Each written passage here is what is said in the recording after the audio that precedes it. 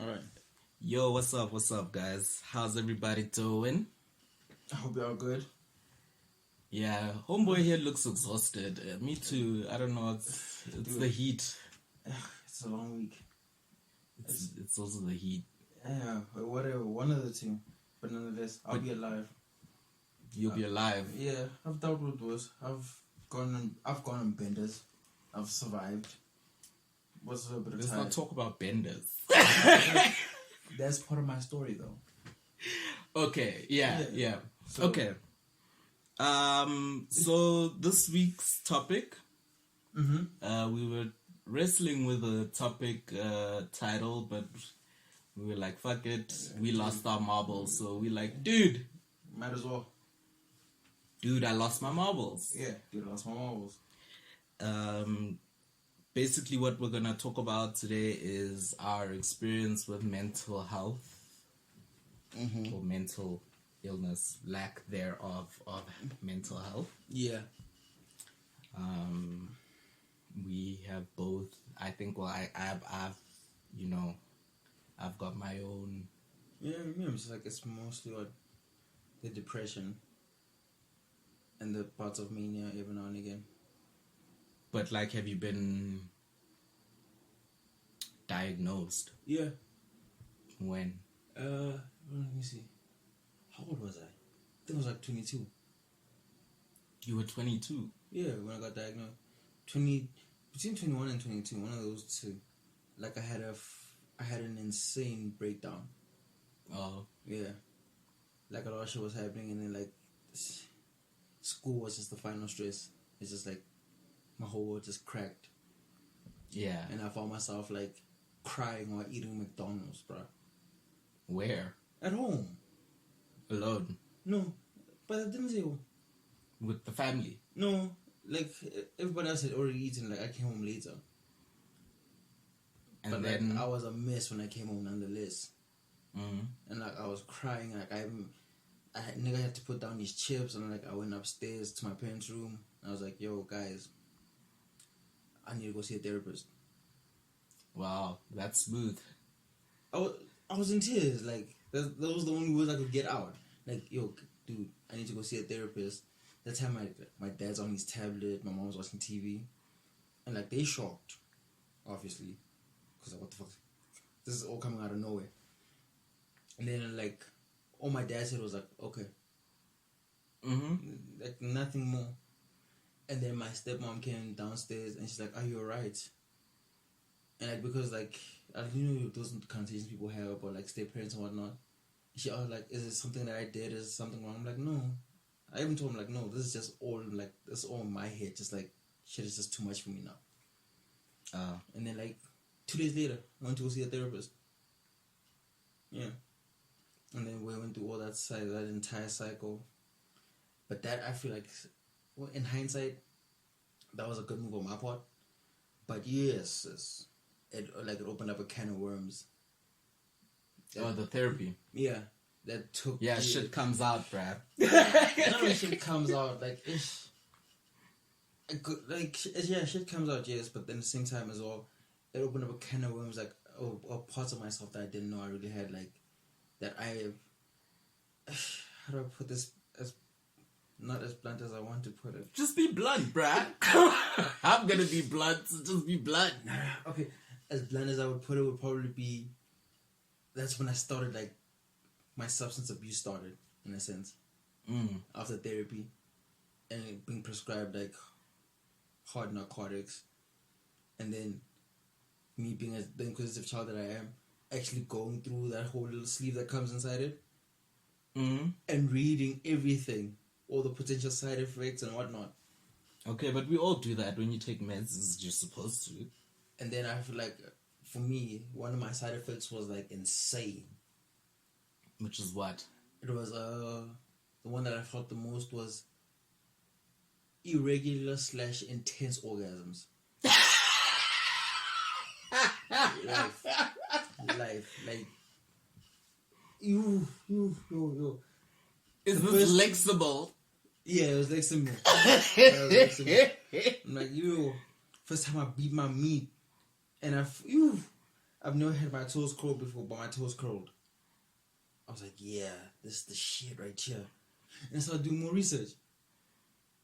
But usually that stuff like it takes away your sexual appetite, your libido, it lowers your libido. Yeah, some of it, yeah. It lowers my libido, but at the same time, like after I experienced that orgasm, like I was chasing that high.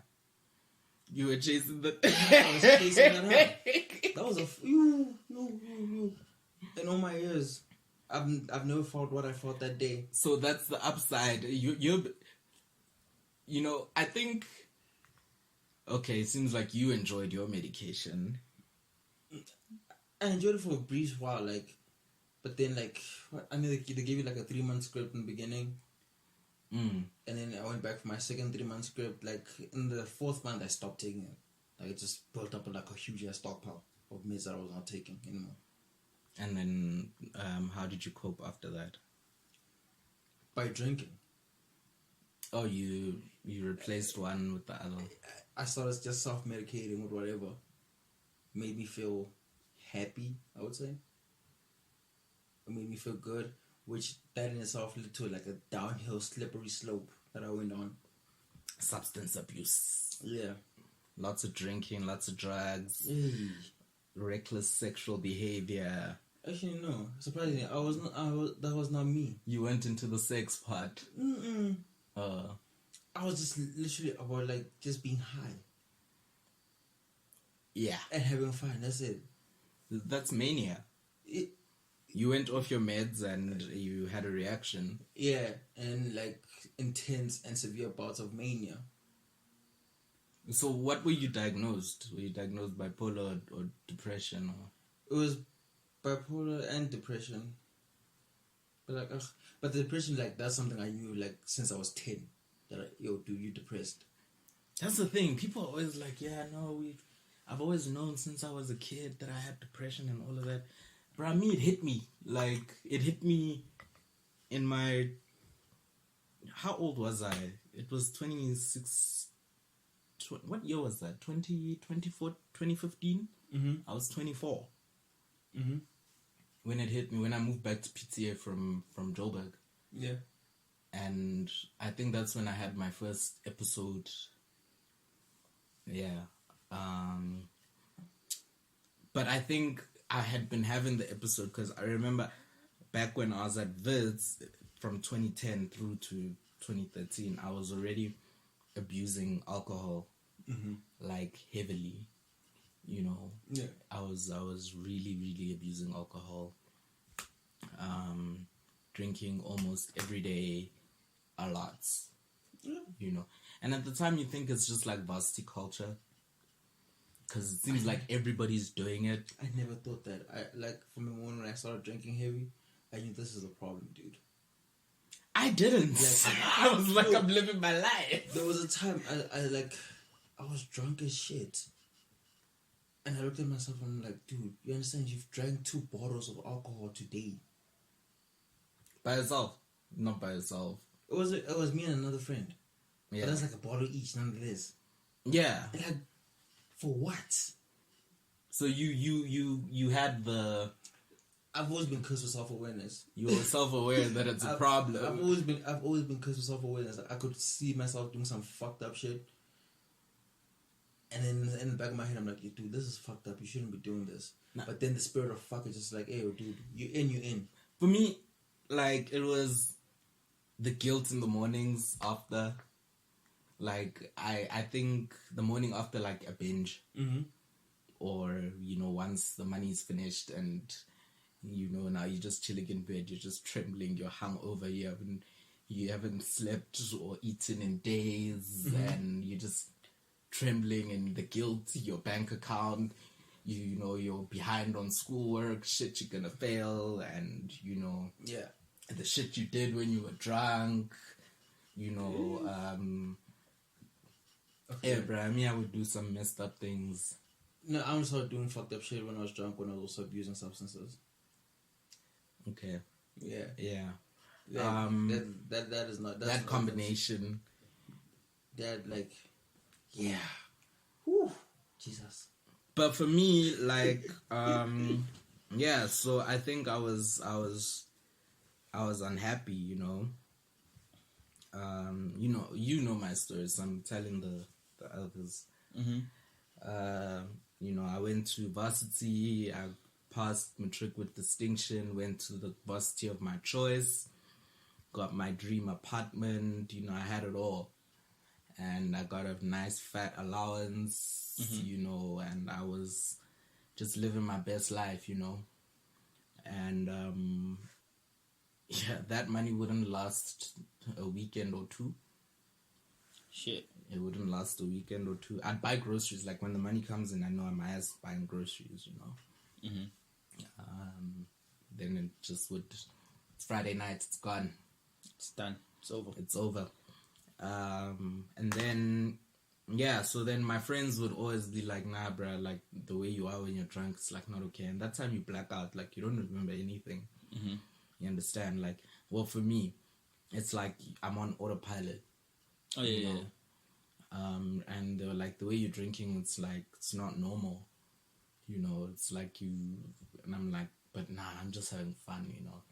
These people don't know what they're talking. Like, they don't varsity, know me. It's varsity, this is what we do. Yeah. We drink. Gotta drink, you know.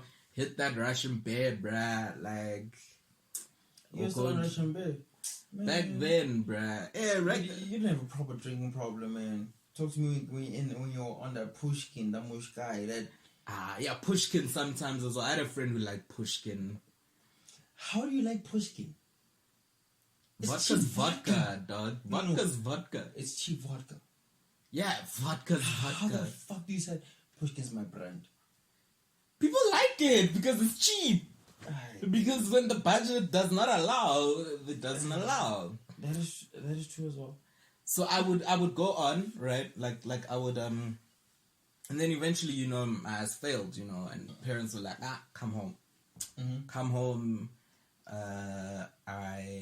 No. There was a year where I failed, but then I didn't come home. I stayed in Joburg, and I was just drinking hard, you know, having lots of sex, and the drug habit also, like, started there. Not really. It was just like it would happen occasionally. Yeah. And that was 2013, you know. 2014, things were good. I went back to varsity here in Pretoria at Varsity College. It was a good year, but I was still drinking a lot, you know. Now I'm cocky as hell, and, you know, pushing a nice car, and, you know, still getting... Nothing's changed. It's just the location's changed, you know. And then I got into a couple of accidents that year, but nothing too serious. 2015 it just intensified, you know. The drinking shit went down here for all of us. 2015. Yeah, 2015. I know that for a fact. Yeah, 2015. From say March. Yeah, no, something happened. I think, and then I remember what for me, the trigger. I remember it was semester tests, and it was gonna be my first semester test of that year. It was in April. And I was already... No, it was one of my last semester tests, actually. Because the following Friday, I'm supposed to go to Grahamstown to go see my boyfriend. My boyfriend at the time was at Rhodes.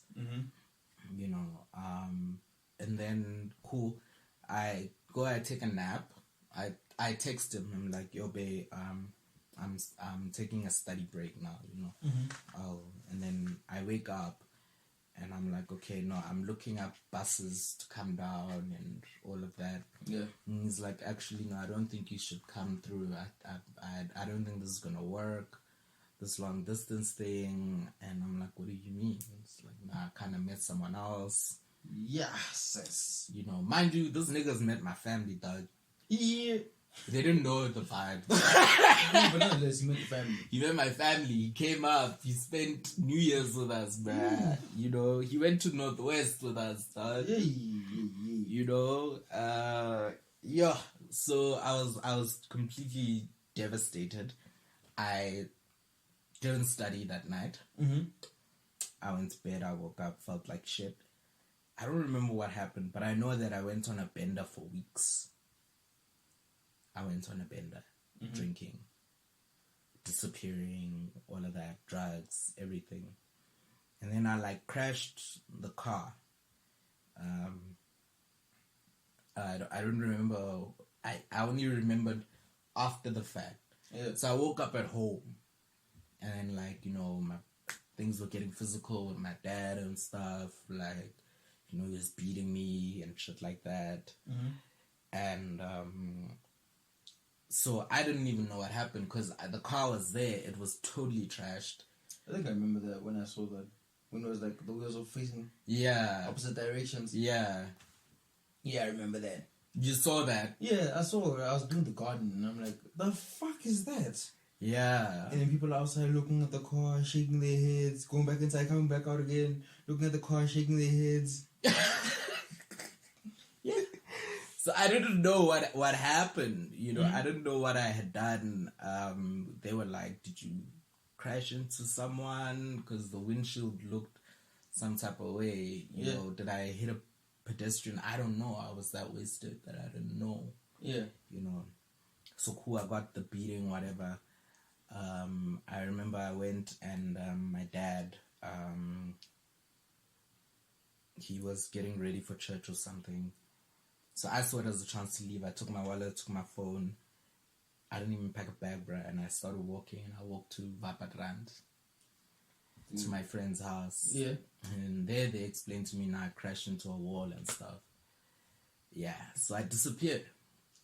Yeah. I disappeared for a very long time. For weeks. But I was still going to campus, weird enough. The police were looking for me, bruh. Like, it was a serious situation, you know. And then eventually, my family found me somehow. And I came home and they're like, no, everything's fine, we understand. We shouldn't have beaten you like that. And, you know. And then, yeah, so I kind of like got depressed for like the coming 2 weeks. I didn't leave my room. Yeah. I remember briefly my cousin was bringing me food in my room, but I would like put it underneath the bed, you know. And then eventually I went to a friend's house randomly one weekend. And then I came back home one Sunday and I thought I was alone. And I took like a whole bunch of prescription painkillers and I tried to off myself. They found me, they broke down the door. I don't know, because I think I tried to call someone. I was, you know, when you're in that state and you're just like a mess and I think I was saying my goodbyes or something, you know. Yeah. And then they found me, and then 2 minutes I'm in emergency, next minute I'm waking up in ICU, next minute I'm being wheeled into this weird ass place. What weird ass place? Jacaranda, bruh. Oh. Don't you remember? You were like one of the first people to come visit me. Oh yeah, I remember that day. Yeah, I came to, and then you came to visit me. Yeah, Jacaranda Hospital. Yeah, that was my first admission in 2015. Oh, I remember that day. I was high as shit. Yeah, and I didn't like. It wasn't my last admission. So, as you know, the first diagnosis was major depressive disorder. I was treated for that between 2015, 2017. Mind you, in and out of hospital all of this time. You know what happened, what was happening in 2015 and 2016 with me and you and everybody. Yeah. That whole situation, that mess. Can we able to go into depth about the whole situation, all that mess? We will one day. Because when I look back and think on the money that I spent, we can't count, bruh. no, like it was a good, like I'd say I'd budget a good $2,000 minimum. When? In a day? No, for a month. Like for me myself, probably $2,000 could have gone into feeding my habit. But then I'm not the only one. Yeah, but you weren't the only one. There was people. There were many of us. So like I'm sure in a group of friends, like at least like 10, 12 grand could have been spent every single month. Every month, yeah, no, without a doubt.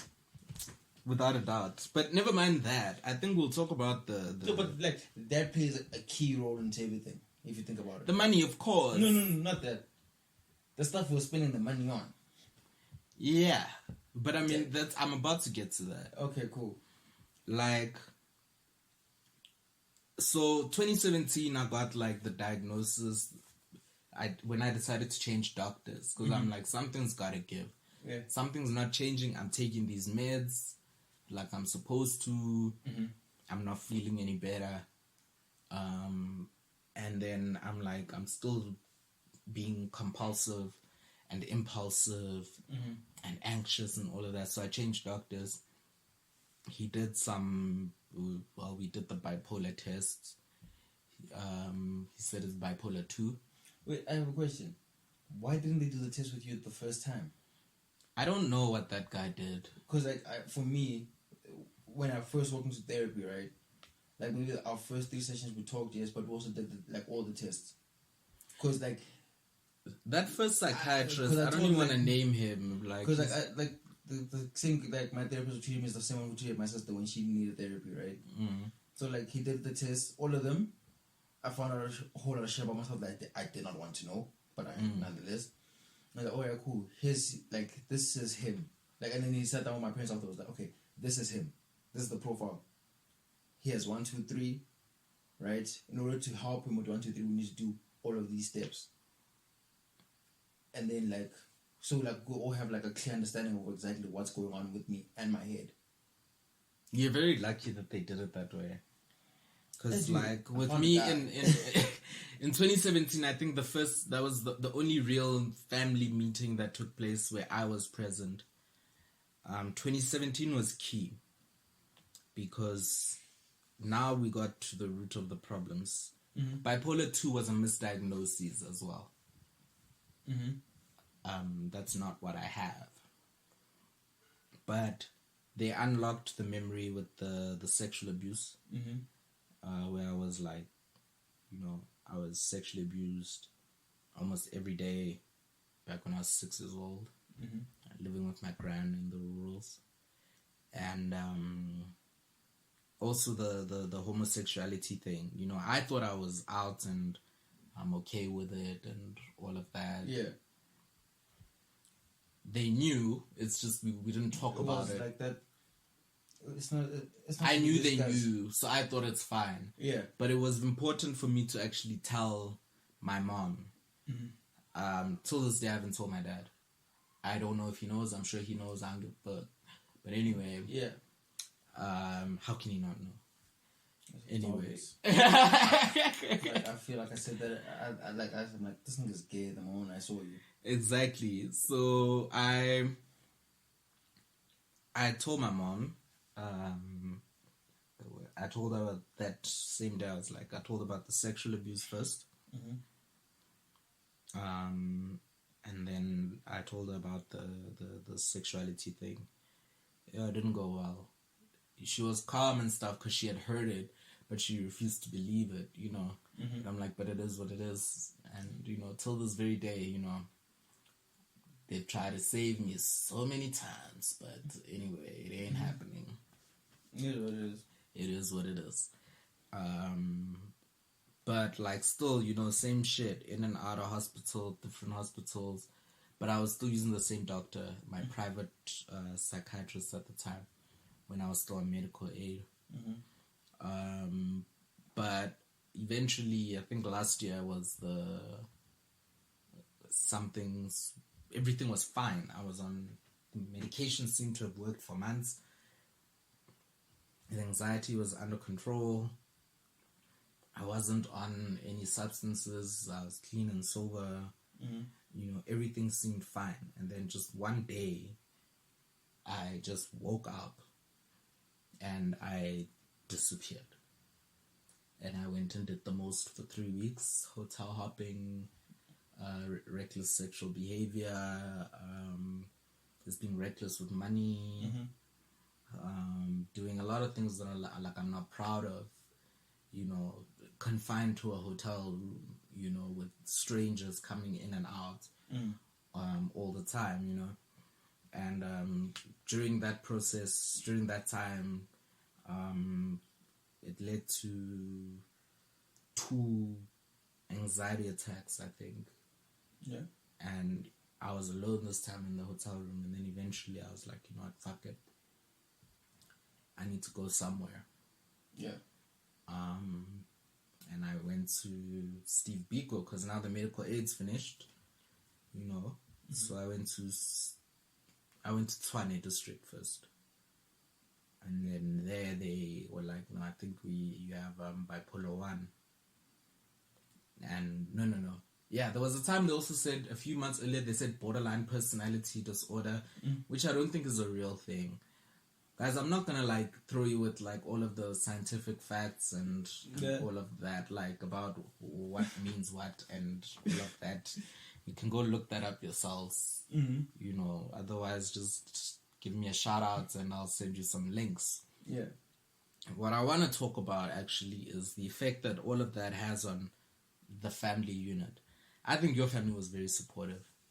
I think the main difference is when I look at it, I have very liberal parents.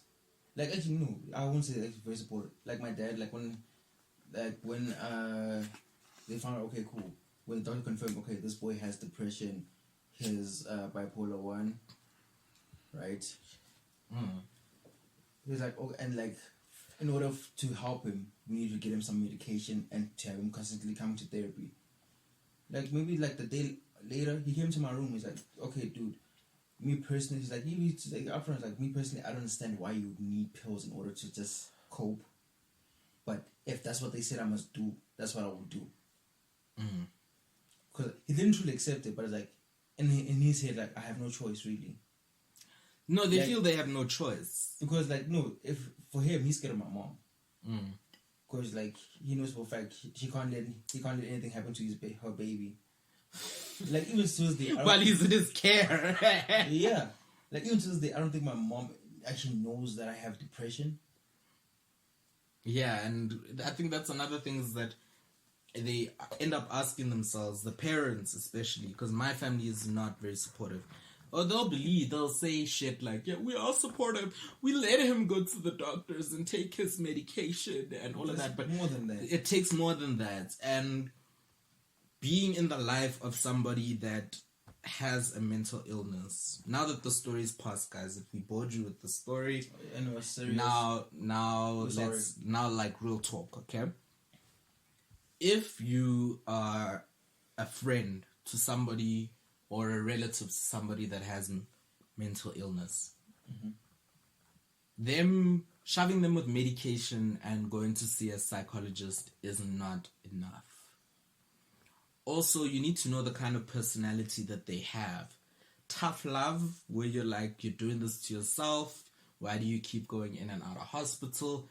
That doesn't help. No, it doesn't help. Because all it does is that it isolates them.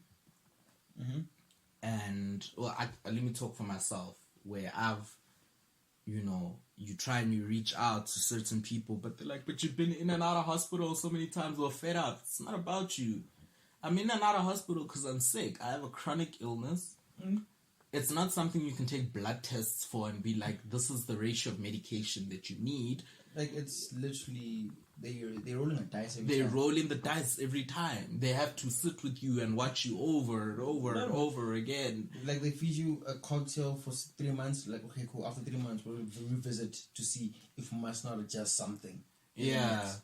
And this whole time, you just going through a cycle of recovering from certain, learning to live. And that shit's playing in your mind. That those meds are also having their effects.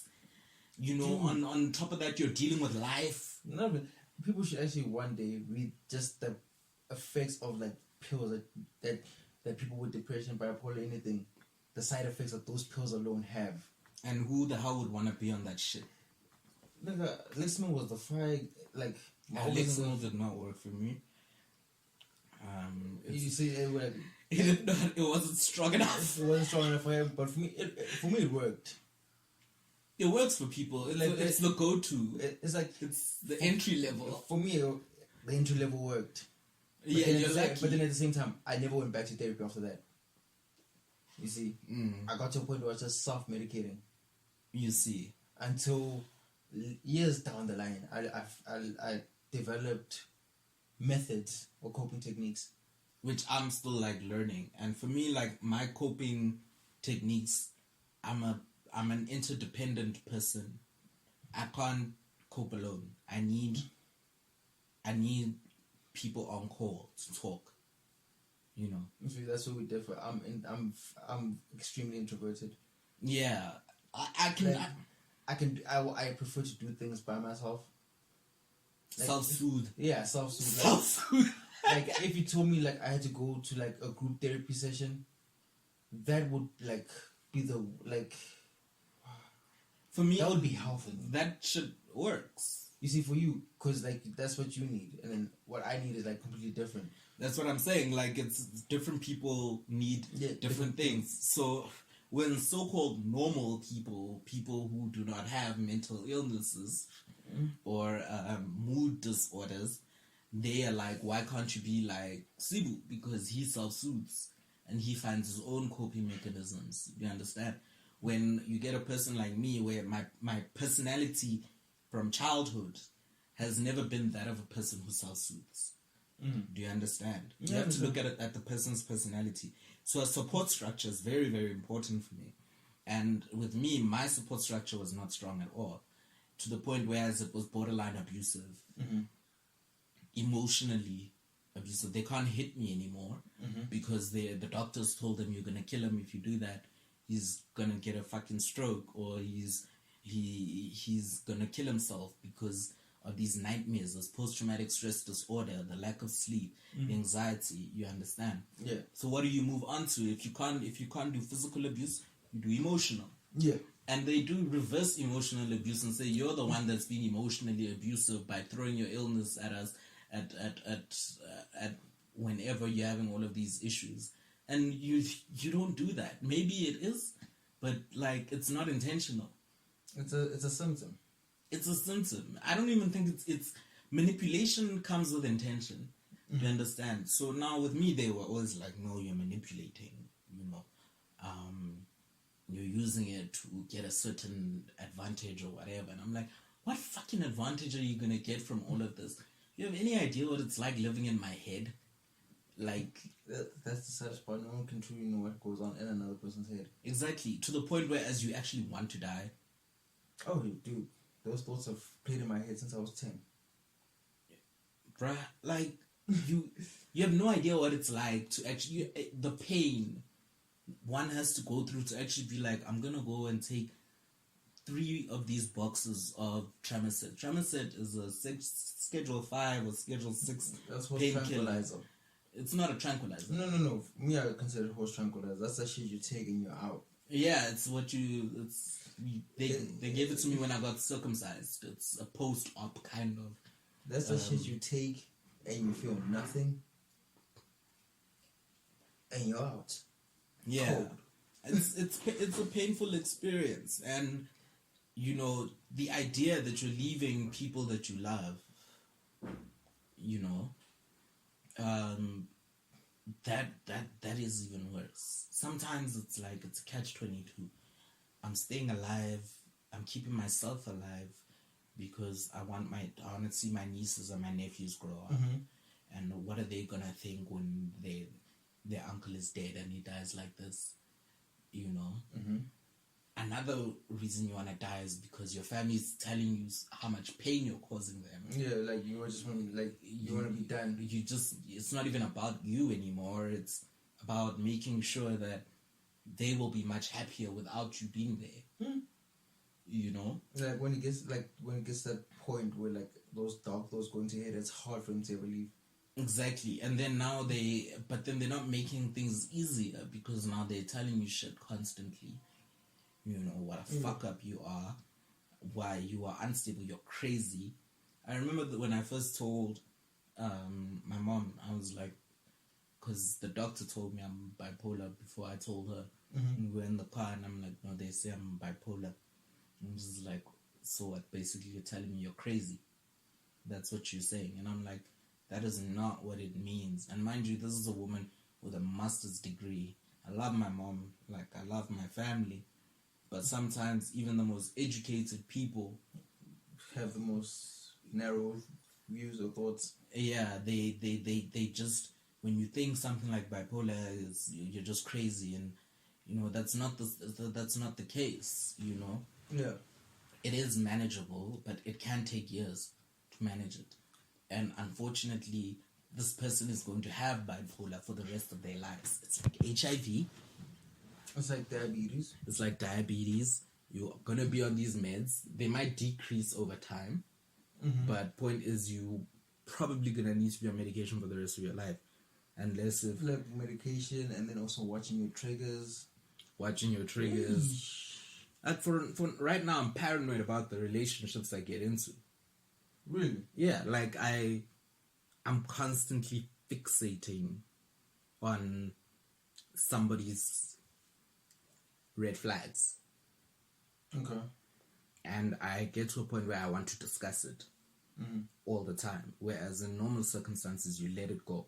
I don't let shit go because I've been in situations so many times where it actually is romantic relationships and familial relationships that land me in these places. Yeah. You understand? So and people are going to be like, oh no, it's the substances, it's the alcohol. Guys, let me tell you something. Substance abuse is a symptom of bipolar disorder. It is not the cause of bipolar disorder. It makes things worse. It makes things hella worse. Yo. You know. The medication stops working. You know, yes, but it will become more intense. It's there. More frequent. Don't do drugs and take this medication or be on, or if you have a mental illness, stay away from drugs. Stay away from drugs. Even weed. Especially weed. Even alcohol. Hey, we all love alcohol, but like you must be careful. No, like you must just, it's one of those, you must always, it's so sad how we can't teach self-awareness. But you must always question your reasons for doing something. Yeah. It's like, okay, you know how you feel. Like if I'm feeling down, is this gonna help me? Is this gonna help me? Or am I using this as a way to just get out of my head for a while? Yeah. Okay, if I am getting out of my head, why do I want to get out of my head? Yeah, you're supposed to ask yourself those questions, but it doesn't get there. There. But like I'm saying, substance abuse is a symptom of it. Bipolar people, most of them, even if you've never touched alcohol in your life. Bipolar, like people, anyone with a mental illness. The minute you do, you've got that strand of addiction in your head that will get you, once you start tasting alcohol, you're hooked.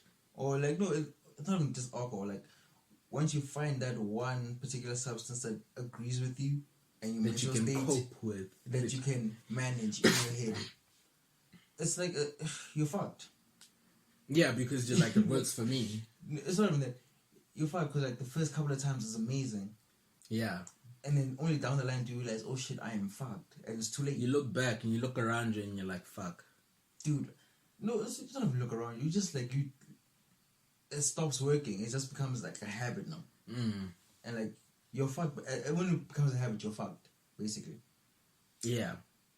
So my thing is, because you know, like a lot of people were like, no, relationships and the alcohol and the drugs. You know, why don't you just stop this? And I'm like, but it's not that easy. I do stop, and something comes up, and something happens, and you know, that's your escape. I go back to you end up at square one, you know. Yeah, cool, I'm gonna take responsibility, but don't fucking kick me when I'm down in a hospital and you come, you see me, or you give me a fucking call. Like, I've had this friend, who calls themselves a friend. I tell them now I'm in hospital. Why? Not even, are you okay? Why? What did you do? What did you do? And then they go and they chew me shit. I'm like, bitch, I just had an anxiety attack. Yeah. Like, come on. Like, now is not the time. Now is not the time. I'm fragile. I'm highly medicated. Like, I just had an anxiety attack. Do you understand that, like, what I go through, like, on a daily basis? I mean, you know about, like, this year, the main issue for me was not the mania or the depression. It was the anxiety. The past few months since lockdown. You know, I had some crazy anxiety attacks. There was a point where I was getting an anxiety attack once a week. And I passed out. I think I blacked out twice. Yeah. You know, sometimes when I have an anxiety attack, I black out. You know. And then the other time I ended up in a hospital. I took myself. Yeah. Because I was like, this is too much. Do you know how painful an anxiety attack is? Where you're confused, where everything is just going through your head, up and down. Everything just doesn't make sense. Your body's reacting in all kinds of ways. You have no control over it. And then someone comes and tells you you're doing this to yourself. Like, that's some bullshit. And you know what? You can take your friendship and shove it. I could say her name, but I'm not even going to bother. They can take their friendship and they can shove it. My family, some of my cousins, they can go fuck themselves. Yeah. Because you only want to be around for the good times, for the successes and the triumphs. But when homeboy is down in the gutter, you want to kick him and move on. Why? Because it's too much to handle. It's too much for me. You can't handle it. So you just kick him and then leave. Rather just leave then. Just be like, I can't handle this too much. Bounce. Just leave me on red. Leave me on red. Blue tick me, you know. Let me at least know you got the message. Yeah, or, you know, but like, don't fucking now show up when things are all good. Oh, you're fine now, right? Okay, we can be friends again. Okay, we can be okay now. Nah, your friendship, your love comes with terms and conditions, and that's fucked up. Don't come here with your bullshit and be like, I love you for now because you love yourself. Or let me show you some tough love. I'm not asking you to feel fucking sorry for me. I'm asking you to be my friend. Has tough love ever worked? Now, all of the people that I know they've been trying tough love, they are traumatized. Families are broken, or they dead. Like, tough love, I do not believe it works at all. It does. I don't think it works. It creates just like hostility that never ends.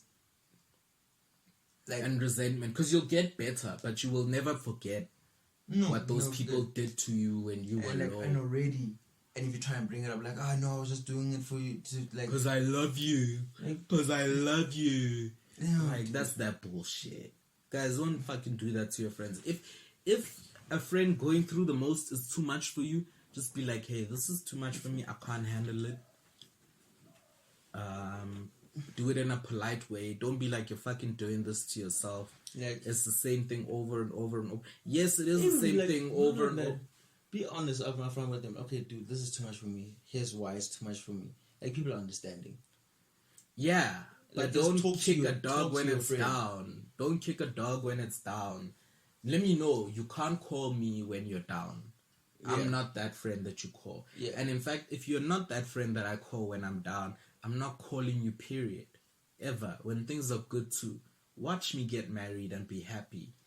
And you won't know shit. You'll last know that I was in the hospital. Mm-hmm. Or whatever I post on Facebook. Yeah, whatever I post on Instagram.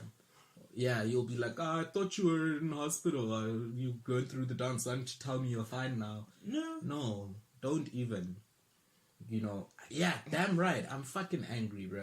Like, you know, I think I'm the kind of friend, I'm a ride or die. I'll drop everything. Yeah. If my friend is going through something, I fixate on it and I try and make them better, you know, or make them feel better somehow. Whatever's in my power.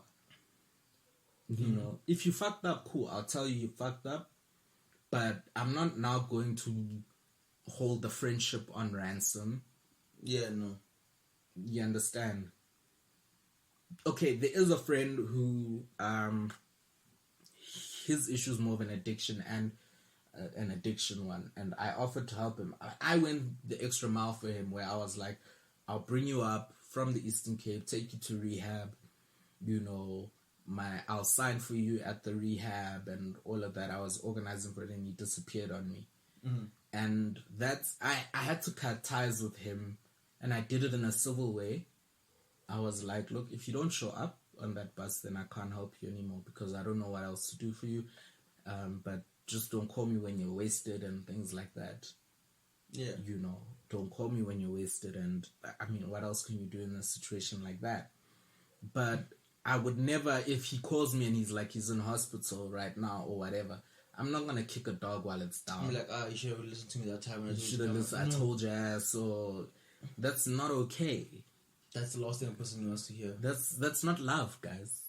That's not love. Love is patient. Love is kind. Love keeps no record of wrongs. Yes, I'm reading from Proverbs. I was about to roll my eyes hard at you. I'm like, what the fuck? This is from Proverbs. Not a I don't know, but it's, you know, love is patient. It's 1 Corinthians 13. Don't ask me how I know this. How do you know that? It is 1 Corinthians 13. I have a good memory. Yeah. I probably saw it somewhere. It keeps no record of wrongs, guys. Real love keeps no record of wrongs. It's biblical. That shit's biblical. Your ass goes to church. You should know that. Real love keeps no record of wrongs. If your love keeps record of wrongs, you must ask yourself, is that love or a getting into it? But do people really know love anymore? No, I also think, yeah, love is it's something that it's a commodity these days. It's a commodity. And its value as a commodity fluctuates Depending on who the buyer and the seller as well. Exactly, like love as well is a whole other. But for me, I think, you know, all the shit that I've been through, one thing I'm able to tell, like even with family, I'm operating quietly, but I know who when I'm distancing myself from. And I think I needn't have to say it to them. They just know. They just know that this one is out of their lives. Yeah. You broke that bond and it's gone. People say you can't choose your family. I say fuck that shit. I can choose my family. I choose my family. Who to have around me and who not to have around me. Why? Because that shit can be a trigger in itself. Yeah, that is true. It can drive you mad. A lot of the reasons why I've ended up in hospitals or trying to commit suicide or shit like that is because of family. And a family that thinks that they're so perfect and that there's nothing wrong with them. You know, an overly inflated sense of self. Oh, yes. Grandiosity. Like, no, this is us. This is us. We shall not be anything less than perfect. Exactly. And, you know, and then they impose these standards their standards on you, and they make you feel like you are not worthy. Hey. I don't know how I would deal with such a family, eh? Bruh, you live and you learn. You block out the noise. Because, like, already, my family's not perfect. It never would be. We have our own problems and issues. But the one thing I know, like, if I was going through the most, I don't think that any of them would kick me while I was down. You don't know, bro. No, I've had moments where I've been down, where I've done some real fuck shit. And then, they've been angry, okay? But they've had, a stern joke, okay, dude, what's happening? That's always, the first... They speak to you. Yeah, they speak to me. First thing that most of the time, because my dad's the one who normally speaks to me, first thing I do all the time is, what's going on? Like, and he just says in that angry tone, like, what's going on? Like, as in, like, he wants to know. Explain to me what is happening so I can understand why you did what you did. And he's not making it about him. If you say I don't know, it's like, okay, cool. What do you know? Mm. And then from what you know, the lecture will go forth. But it's not something that is gonna hold over your head like tomorrow. Like, yeah, that's why you do 1, 2, 3. When shit from 4 years ago still pops up. Dude, the anger, the animosity, the hostility. We talk and be done with that conversation same day. You know, like, it is what it is. If it continuously happens, then it's a problem. Like, I mean, when I talk about my drinking at some point, it's like, dude, it's your life. I don't care. I did my job. But if you keep drinking like this, 1, 2, 3 is gonna happen, and at some point, I'm gonna have enough of it. I'm like, okay, cool. I took my time and I reflected it. We've never mentioned it since. It's like, what I'm saying is, like, you know, I mean, dude, there have been times where I've gone to a hospital and I haven't been visited by family, like immediate family. Most times, actually. I get visited by, like, extended cousins or, like, even long-lost friends. You know, my supposed close friends. If I can tell you, my close friends from the past 3 years, they're not the ones that come see me when I'm in the pits. You know, I tell them, yeah, they make plan, yeah, we'll come. Oh, we're just busy. You know what's funny about these hospital situations now is that if somebody's in hospital with lung cancer, they make a plan that someone visits them every visiting hour every day. Oh, yeah, but when someone is in hospital because of anxiety, it's just like, he's asking for attention again. He'll be back to normal now. Yeah, he'll be back, whatnot, you know. Or he took himself to the hospital. Oh, no, you did this to you. Do people realize how much strength that takes?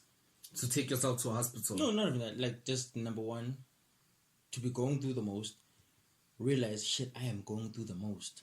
Exactly. And shit, I need help to get help. Well, what are you supposed Where to am I going to go get help? I have to go to the hospital all by myself. Government hospital, dog. Go through that whole admin process. Waiting hours to be seen. Waiting hours. I've waited a full day in an emergency room. By myself. No. By myself in a government hospital. A full day. You may never go to a government, I'm sorry. No food. I was too freaked out to even drink the water.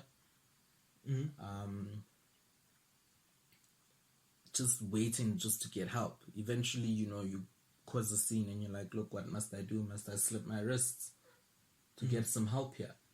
Like, this is a real thing. My mind is killing me. Yeah. Like, something is fucking wrong in here. Help me. You know? Must I go psychotic in order to go and get help? And I think that's another issue with this mental health debacle is I think the issue is the public health system. It's not on, guys. The health system in general.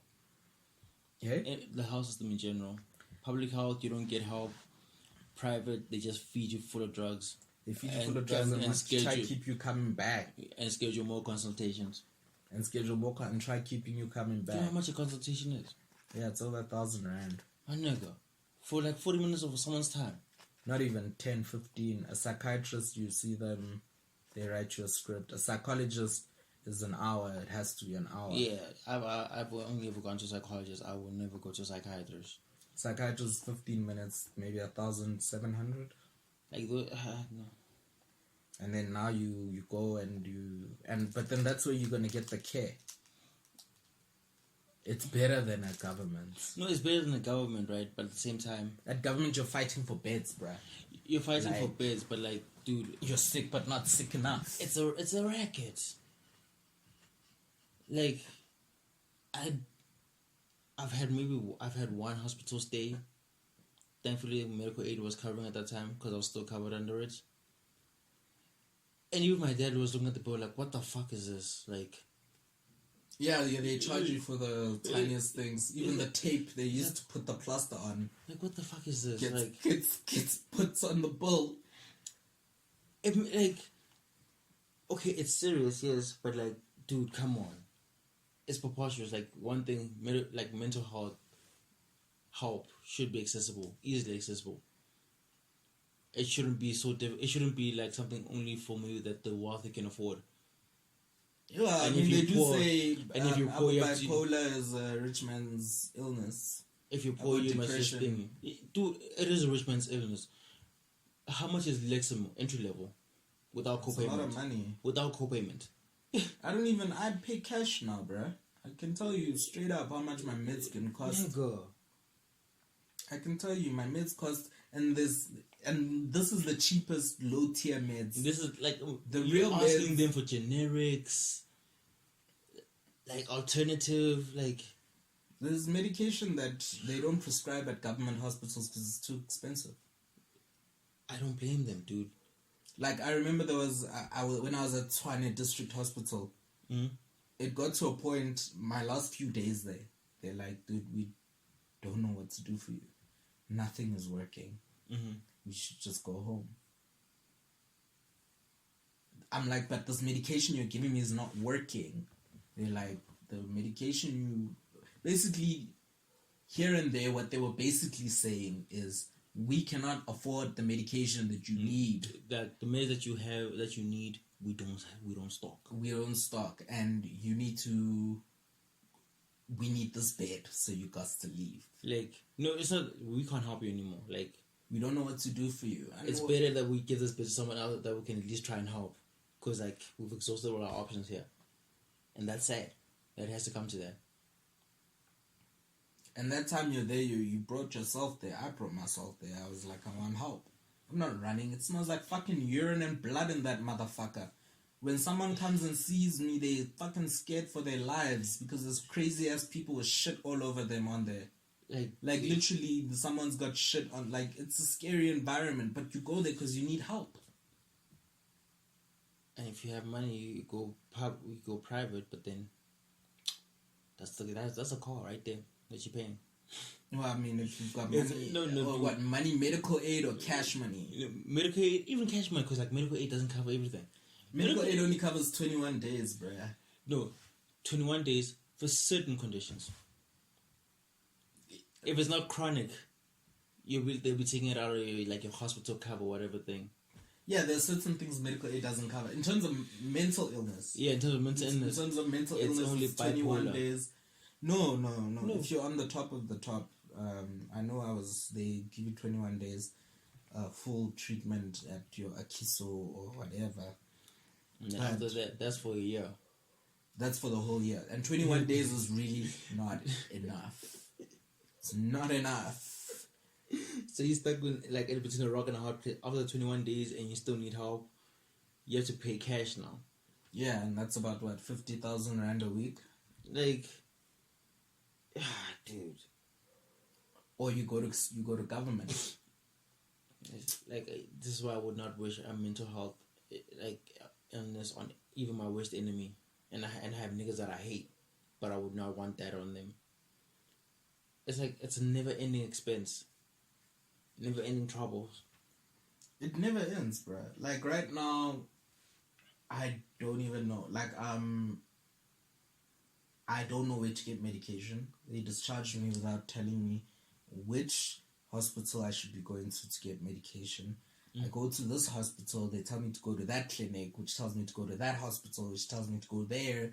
You know, in the state of an emergency, the last time when I was having my anxiety attack, I went to Tshwane because Tshwane is supposed to be the point of reference for emergencies. Tshwane is like, no, we're only dealing with COVID. You must go to Steve Biko. Steve Biko, they're like, no, you must talk to the guys at the specialist clinic at 2.1 at thingy. I've been a patient at 2.1. I went there. They're like, no, it's Friday. We don't see adult patients. We only see minors on Fridays. So you must go to Kalafong or you must go to Pretoria West. So I went to Pretoria West.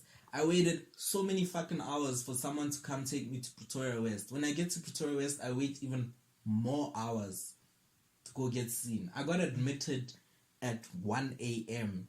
after having gotten to the hospital at 5 in the morning. I got admitted 1 a.m. on Saturday into the ward.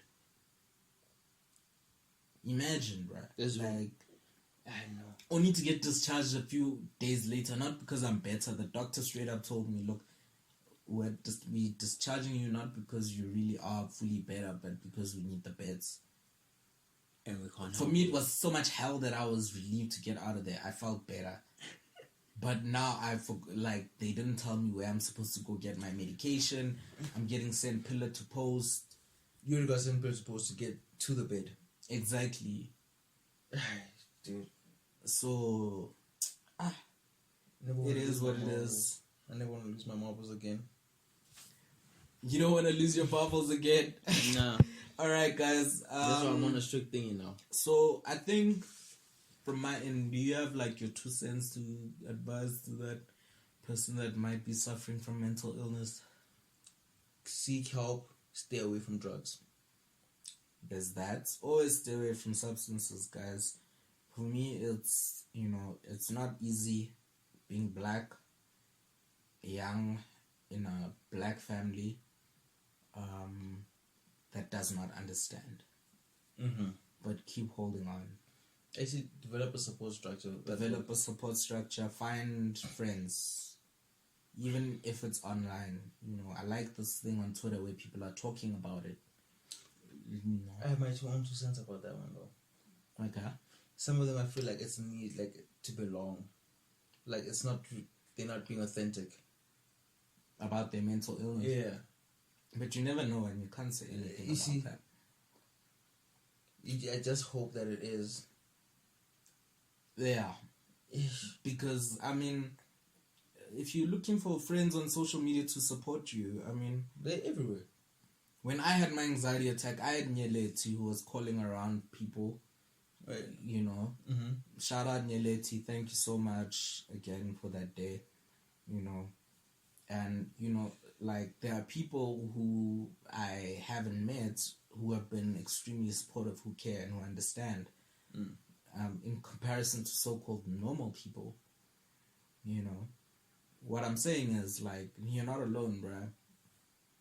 Wherever you are out there, you feel like you are losing your mind, your spirit, everything class. You feel like you're dying. Hold on. Inside. Just keep holding on. And you can call South African Depression and Anxiety Group. Just Google SADAG, SADAG, the South African Depression and Anxiety Group. There's their phone number. They have a 24-hour line with some counselors who can help you out. I have called them once before. It helped for that moment. Hey, as long as it's helped for that moment. It helped for that moment. If you are getting anxiety attacks, guys, go to a doctor. There's nothing wrong with going to a doctor, guys. Go get that help. Yeah. Anyway, that's it from us for today. Hit us up, guys, on our social media at Pink Gentleman on Twitter. On IG, _pink_gentleman_report. Yes. What else do we have? Is that? Yeah, this is about it. Yeah, and please engage us, guys. Mental health is a serious issue. I think maybe one day. The thing is, I don't want to bring in a doctor into this episode because it seems like a lot of podcasts do that and then they just throw facts at you. No, fuck facts too. And what I wanted to do, learned experience, like real life experience, and let you know that this shit happens, bruh. It happens. That time it was like the tip of the iceberg. The doctors will other things. It's like it's a what do you call it? It's one of these where like first day in therapy, or like from my experience, is that they talk about they ask you questions about you from the very beginning of your life that you could remember. Yeah, So they make you write a try- life story when you're in a hospital. so that they can try and figure out, okay, what are the possible causes of this? Where must we focus our attention on? And that shit that happened 20 years ago, it counts, bro. Hey, dude, Counts. forget that shit. Like that random memory that you replay in your head for no reason, that you don't know the context of. Or that you think is just a dream. Yeah, there's more behind it. There's more behind it. It's there. And it doesn't make you less of a man to go and get help as well. Or to tell your friends, please take me, I need to go to the doctor. Rather that than you staring down the barrel of a bottle of pills. Or like drinking yourself into a stupor every chance you get in an attempt to escape. Exactly. And, you know, those things, they don't just ruin your life, they ruin your family's lives as well. You know, alcohol and drugs, they ruin lives, guys. They ruin families. Like, they ruin relationships. We've seen firsthand. Yeah, they ruin families, they ruin relationships, they ruin careers. Right now you're thinking, yeah, my career's going so well, but I'm on these yams, I'm good. Nah, bruh. Shit's gonna hit the fan. Your chickens will come home to roost. They will come. Dude, all it takes is just one day. One bad day, one bad trip. one bad day, one bad trip, one wrong turn. And it's over. Alright, guys. Today was pretty short. I hope it was short and sweet and you guys learned a lot. Peace out. Serious. Sorry for being serious. Less laughs today, I know. But we love y'all. Keep interacting, keep listening. Check you next week.